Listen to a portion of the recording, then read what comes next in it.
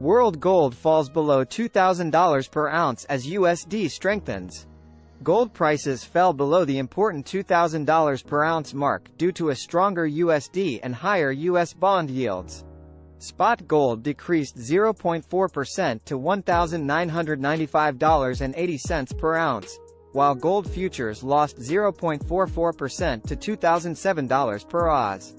The overall trend for gold remains positive, according to analyst Jim Wyckoff. Markets are pricing in an 85% chance of a 25 basis point interest rate hike by the Fed in May.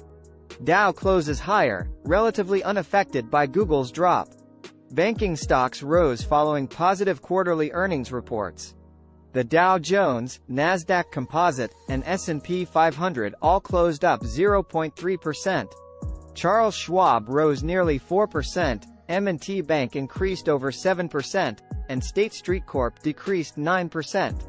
Google fell 2%, Netflix fell over 1%, and Roblox fell 12%.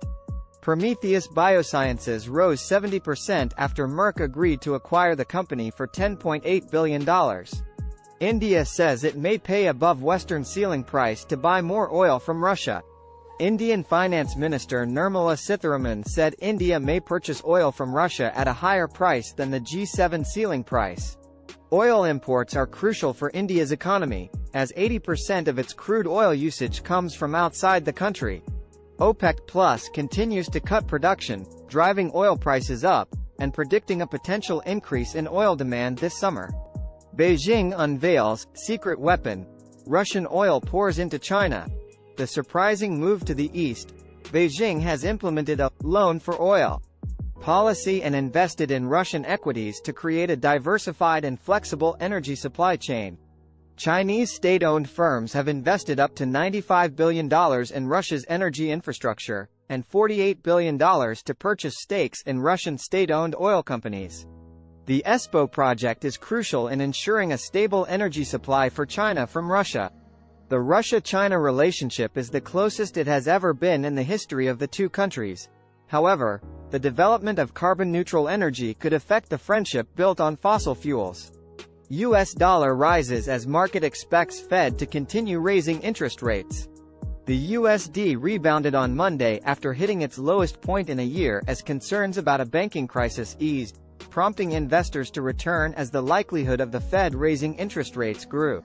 However, some believe that tighter credit conditions will heavily impact the dollar, and the Fed may halt its interest rate hikes. G7 takes a firm stance against Russia. The Japanese foreign minister urged G7 countries to continue dialogue with China on trade, finance, and climate change. The conference focused on discussing various issues, with the majority being the conflict between Russia and Ukraine. G7 reaffirmed its support for Ukraine and called on Russia to withdraw its forces from Ukraine immediately.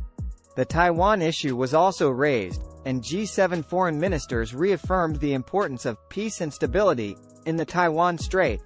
A joint statement is expected to be released on the last day of the meeting.